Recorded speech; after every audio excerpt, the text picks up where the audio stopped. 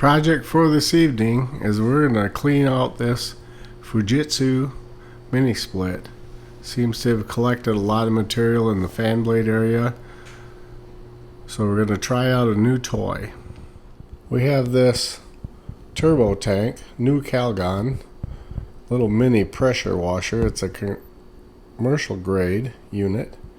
It's capable of about 130 psi of water pressure. It's battery operated.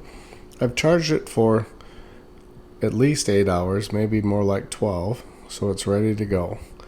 Now we have to fill the thing with water and get set up and ready to go so we don't make a mess all over the kitchen. Here I am getting ready to fill the container. It holds approximately 4.5 gallons. Check out this beautiful Delta faucet that my best plumber in the world installed for me a few years back. Oh, that's a little hot. Here, let me cool it down a little bit.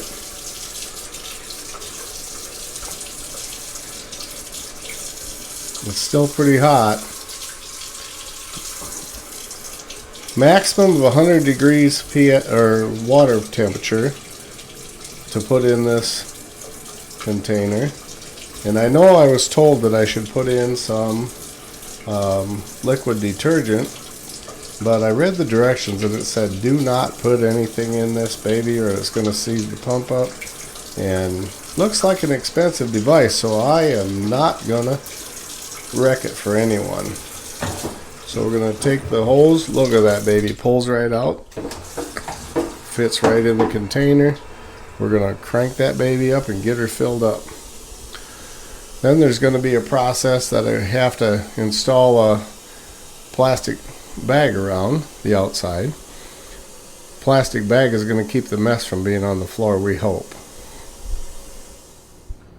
In preparation for cleaning the mini split, the first thing of course I did was turn the power off.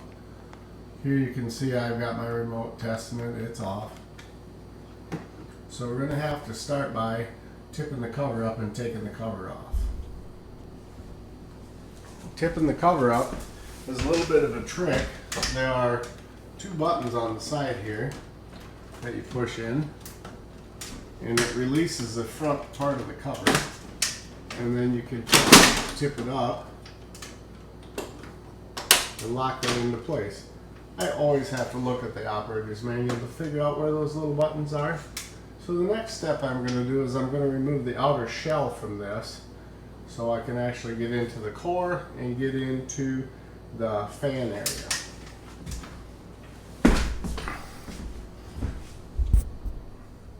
So as you'll see in this process, there are several screws. There's one here, here, there, and there's one that holds this cover on here. Now this is why you turn the power off, because there's live 220 right here. If you don't, and I'm sure it's unhooked. See right here? Oh, damn it! Okay, so maybe somebody switched the circuit breaker numbers on my sheet, I don't know. So you'll see that I have the cover now removed, and now I have to get the bag that goes around the outside that will collect the moisture as I'm spraying down the evaporator core and the fan blades, and that will collect the material and it will go into the bucket. Alright, so here you see the clean guard installed around there. It's got a cinch rope on the top, and I've got it installed over the top of it, and I'm going to cut the bottom end of it off to fit it in the pail. I've got a platform to stand on so you can get up there and see what you're doing. So the machine comes with 3 different nozzles. There's a wand here that will direct the spray upward.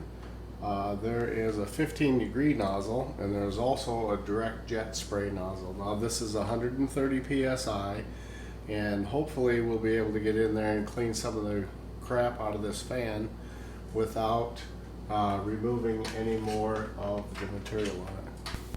So you may want to commit to getting a little bit dirty in this process. It's going to be a little messy. I got a flashlight so I can see what I'm doing, and I turn it up into the fan.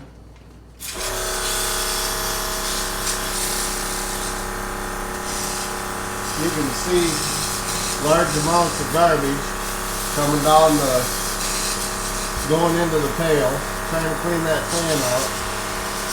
Need to hold the outside out a little bit because, well, you know, it's like power washing anything. You get your face washed. Alright, so I'm working across on here and you can see that I'm blowing some stuff out of here. Now this is causing the fan blade to spin, so you need to stop and let it cool down for a little bit.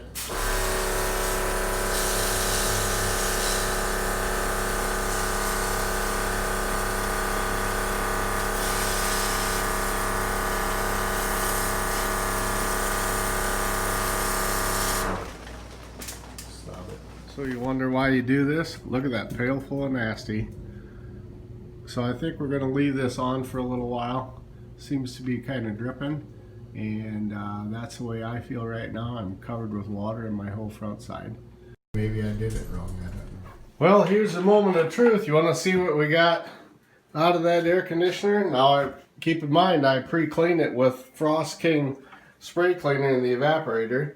We're going to dump this down this beautiful Gerber toilet that was installed by my favorite plumber. Here we go.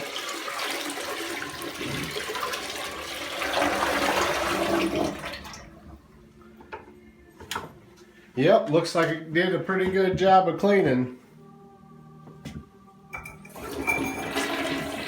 That Gerber will flush anything. Well, this is what I got out of the upstairs air conditioner. It's not in the kitchen area, so there's tended to be less stuff in there. So here we go.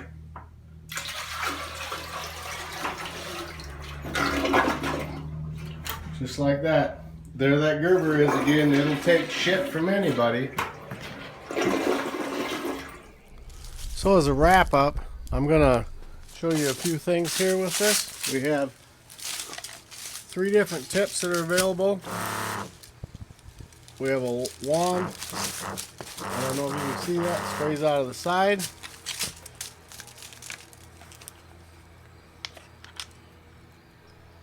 We have a 0-degree tip. That baby shoots a long ways. That one would really make a mess in the house. Then we got the 15-degree tip. You can see we got a little bit of a different wand there.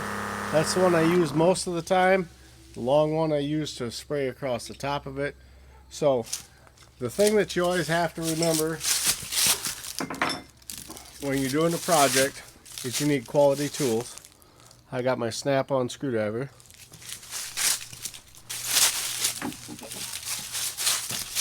I have my Keystone Light because I am single-handedly protesting the Carson King incident that they never paid up on.